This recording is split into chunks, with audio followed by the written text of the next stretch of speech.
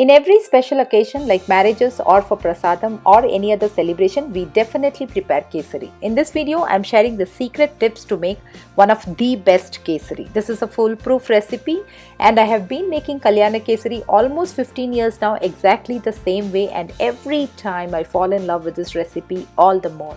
If you follow the tips and procedure correctly, it will be so tasty and doesn't get dry even after several hours. And trust me, you would not be satisfied even after so many servings. Hello and welcome to manocooks. I'm your Mano and let's get started. For this, let's take a pan and add 2 tablespoons melted ghee to that and heat it on medium flame. To this, now add few cashew nuts and let's roast them until light golden color. Also, hit the subscribe button if you're new here and click on the bell notification to watch my videos as soon as I post them. When cashew nut turns light golden, add few raisins to this and roast until they puff up. Once they swell up, let's take this out on a small plate and keep it aside.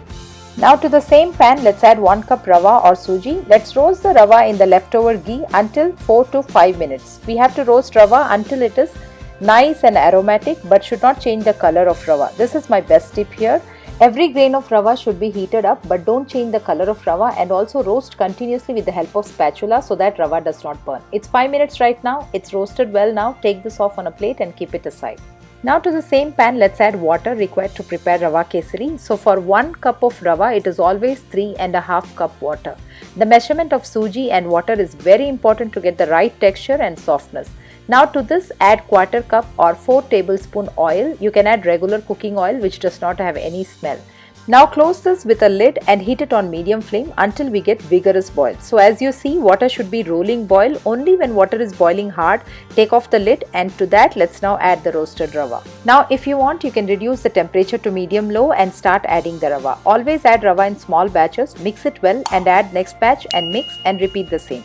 This step is must so that Rava does not form any lumps. You can drop Rava with one hand and with another hand keep mixing it. Once we add all the Rava, you can keep the flame to medium and allow the Rava to get cooked very well. Slowly you can see all the water is absorbed by Rava and it's getting cooked. In this stage, let's add 1/4 teaspoon orange or yellow food color to this and mix and keep cooking. Now as you see in the video, all the water is gone and Rava is also cooked very well. Remember always to cook Rava completely before adding sugar. So for 1 cup Rava, I am adding 1.25 cup sugar here. You can add up to 1.5 cup sugar if you want it little more sweet, but generally 1.25 cup is the right measurement. So now let's add sugar in batches and keep mixing it well as you see in the video. So adding Rava and sugar in small quantity and mixing will definitely help you make this without forming lumps. After adding sugar, let's keep cooking this with continuous stirring, and now let's add ghee to this. So already we added 2 tablespoon ghee while roasting Rava. So here I am adding another 3 tablespoon.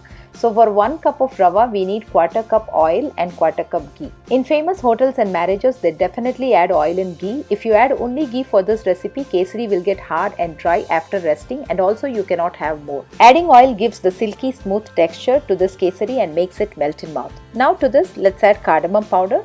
Mix it well and add roasted nuts to this and mix again. So now once you see ghee slightly coming out and the kesari leaving the sides of the pan, as you see in the video, our Rava kesari is totally ready. Turn off the flame and you can dish out everything in a different container and serve it warm. So our delicious Rava kesari is ready and it looks yummy, silky, moist with a grainy texture and melt in mouth consistency. And if you follow all the directions exactly, after so many hours also, kesari will be soft, and I'm sure you'll fall in love with this kesari over and over again. I hope you enjoyed watching this video as much as I did making this recipe for you. If yes, please leave a thumbs up and subscribe to manocooks and also click on the bell button. Thanks a lot for watching.